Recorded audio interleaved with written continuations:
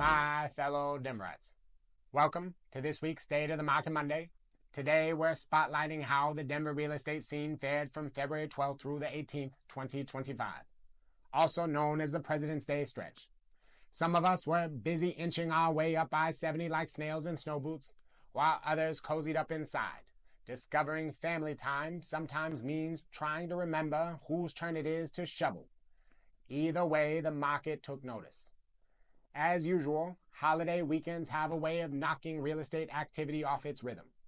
About 10% fewer homes went under contract compared to the previous week. Think of it as the leftover onion dip nobody touched at your President's Day gathering, as we know everyone holds one of those. Not exactly shocking. It's historically how these long weekends tend to unfold. Let's talk inventory. It stayed pretty much steady compared to the prior week, like your trusty uncle dozing off in the recliner. But it's definitely much higher than at this time last year. Buyers get a bit more breathing room, while sellers might need to jazz things up to stand out. Maybe throw in fresh paint, some warm cookies at showings, and definitely hide the questionable furniture in the garage. Even with that holiday dip, new listings still crept up, a sign that sellers are revving their engines for the spring wave. We're also seeing more coming soon listings compared to last year. It's like everyone decided to show up early to the party, hoping to grab the best spot on the dance floor. Meanwhile, pending transactions fell about 10% during the President's Day stretch, adding a little bit more cushion to the month's supply of inventory. Buyers, it's your chance to look around before the music really starts. With more inventory and a dip in pending sales, the odds of selling within 30 days trended down slightly. Sellers, don't go panic posting your home on every social media platform just yet. A sensible price and a bit of polish can still make your listing the belle of the ball. Just be aware that buyers might take extra time to weigh their choices before cutting the first dance. On a higher note, showings were up from the previous week.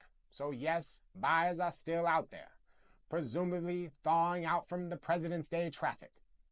Overall, showings lag a smidge behind what we saw this time last year, suggesting a vibe of cautiously curious.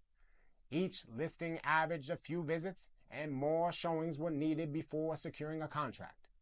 In other words, sellers might have to roll out the red carpet, and by red carpet, I mean a freshly vacuumed floor. The rate of price reduction slipped a bit overall, but here's the twist. A bunch of homes that did get offers had gone the route of trimming their asking price. The average size of those reductions?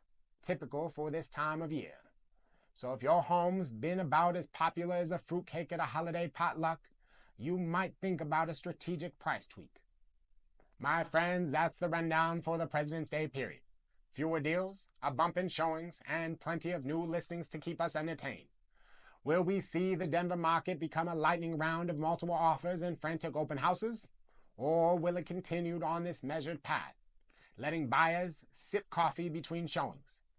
One thing's for sure, we're marching boldly towards spring, and the real estate party is just getting started.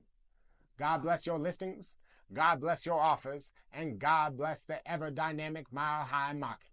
Until next time, stay warm, stay motivated, and maybe save some of that leftover onion dip for the next open house.